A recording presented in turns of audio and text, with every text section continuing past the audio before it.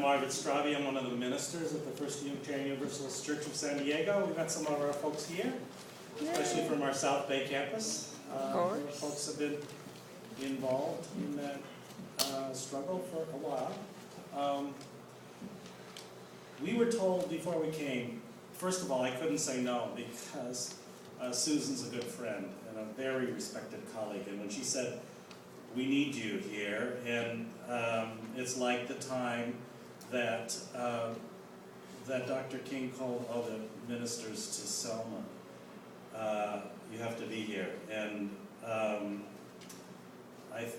know a lot of ministers who were there in Selma and met the call of Dr. King to march in Selma, and I knew some ministers who weren't there and said they were. It was really time to go. I couldn't say no at that point. And then we got the call to get a clergy shirt, like a stiff collar shirt. And getting one of those at the last minute isn't the easiest thing. I lied the day before. I finally found a place. I found out it was the same shirt that David bought too. And Beth had one the same color. There's a picture of us. So I found out when we got to Phoenix why they wanted us to have that shirt. And it was because there was a training held for the clergy who were not going to be arrested. Led by a Presbyterian minister who'd been working on immigrant rights in Phoenix for years and years, and an Ojibwe, a woman who was an Ojibwe shaman. So there were all kinds of clergy there, okay?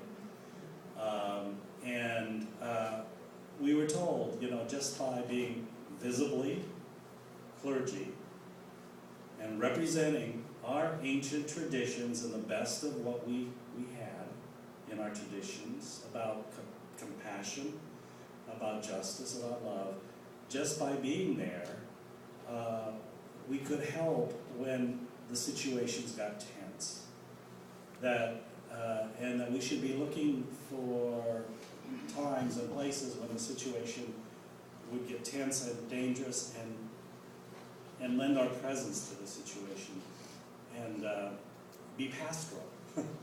So I've been too in a lot of demonstrations where there was a lot of yelling, chanting, and screaming of insults. And I think because we were standing on the side of love and we were wearing clergy outfits, or we were wearing yellow t-shirts that readily identified us as Unitarian Universalists and standing on the side of love, I think that had a huge, huge, huge impact. The love people. I mean, I love that's what the name that we're getting as Unitarian Universalists. The love people is what people called us, and people thanked us for being there. I found out later, some of my clergy colleagues that got arrested, one of the things they did was they made them take out the tab and the collar so they would no longer be identified as clergy in the jail. Yeah. So I think whatever piece of paper they found, I saw Greg Ward had his little tab and it had writing on it, but it was white. We use toilet paper too. Toilet paper too. They weren't going to take that away from those colleagues who did have, and I admired them. I was just not ready at that point to make that move. So one moment that stands out for me is after the arrests, we had a permit to about dusk to go to the jail and to have a candlelight vigil for all the people who had been arrested. And when we got there, there was a tense situation that had developed.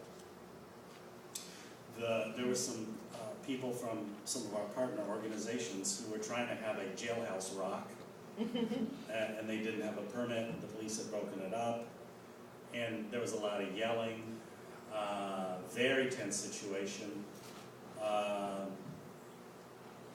Police in riot gear, protesters yelling, and as a group, we just moved to start to sing songs of love and peace, and to sing the most peaceful in terms of melody, in terms of cadence, songs that we could come up with. And it was started with people in yellow t-shirts and included a lot of other people in partner organizations singing that song. And that situation did very quickly become less tense. I know it was because we chose to stand on the side of love. David, you said it so beautifully. I'm done with protesting and yelling and screaming. I'm done with extreme rhetoric. That doesn't mean that we don't tell the truth forcefully. We have to, because this is unjust. This is wrong. Right now, I think we're in a pivotal point in history for human rights. It's a moment that has arrived for us with marriage equality and LGBT rights. And I'm very proud of how Unitarian Universalists in the state of California and elsewhere have stood up for that human right. And this is the right of all people, regardless of national origin or color, to be treated with dignity.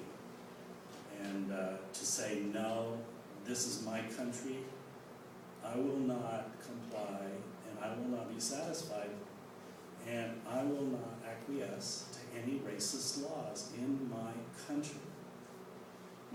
I'm an immigrant. My parents came to this country 2 months before I was born. So thanks to thanks to the 14th Amendment, I'm an immigrant. Citizen. I know what my parents gave up